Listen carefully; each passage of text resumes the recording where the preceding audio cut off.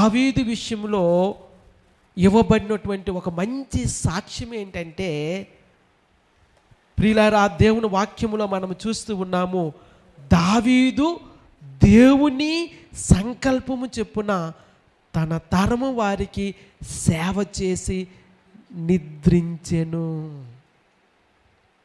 Bottom line, దావీదు దేవుని సంకల్పము చెప్పున.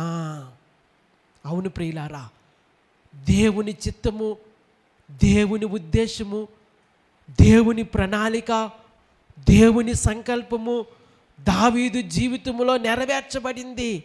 అతని జీవితంలో అనేక రకాలైన అప్స్ అండ్ డౌన్స్ ఉన్నాయి.